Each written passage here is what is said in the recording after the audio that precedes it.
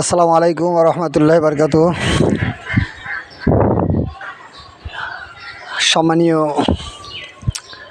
আমার ইউটিউব চ্যানেলের সমস্ত ভাইদেরকে আজ একটা আপডেট দিতে চলেছি।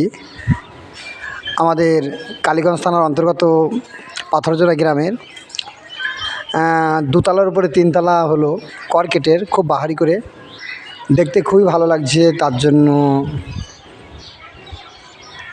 আমি আপনাদের কাছে এই দুতলার উপরে কর্কেটের যে চালটা তৈরি করা হয়েছে, এটা আপনাদের দর্শকদের কেমন লাগছে তার জন্য, যদি ভালো লাগে তাহলে আপনারা অবশ্যই সাবস্ক্রাইব করবেন এবং একটা করে লাইক সবাই দেওয়ার চেষ্টা করবেন ইনশাল্লাহ।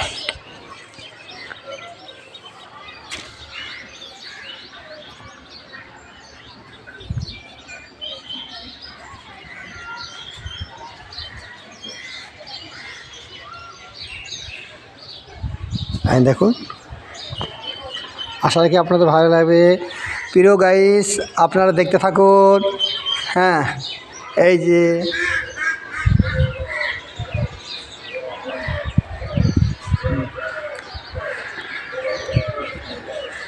আগামীকাল আমাদের এই নতুন কর্কেট ঘরের আপনার সর্বপ্রথম ইফতার যে দেবে,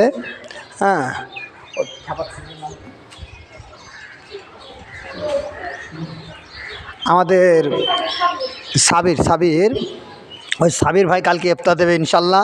এই ঘরে সর্বপ্রথম কালকে ইফতার দেবে সাবির ভাই।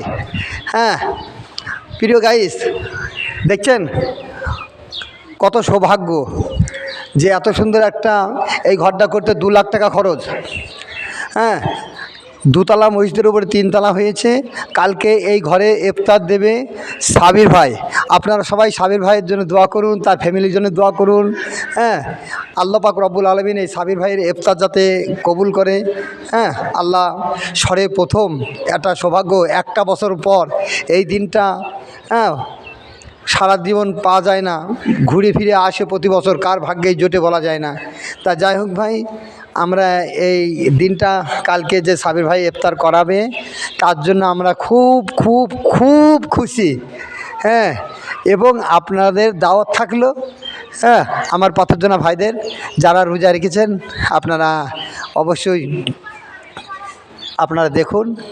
আর দয়া করে আপনারা দেখি কে কটা আপনারা শেয়ার করতে পারেন এবং করা লাইক দিতে পারেন। ইনশাল্লাহ আপনাদের জন্য তাকিয়ে থাকবো। আপনারা যদি বেশি বেশি করে শেয়ার করেন বা লাইক করেন, তাহলে এরকম আপডেট অনেকে নিয়ে আসবো নতুন নতুন। এই দেখেন মসজিদের ডিজাইনটা করেছে চারিদিকে,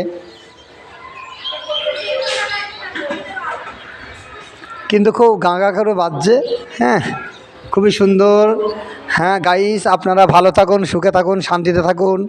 আর এই আমার জন্য খাস করে অদমের জন্য দোয়া করুন, যাতে আপনার জন্য খাস করে দোয়া করতে পারি। আসসালামু আলাইকুম ওয়া রাহমাতুল্লাহি ওয়া বারাকাতুহু।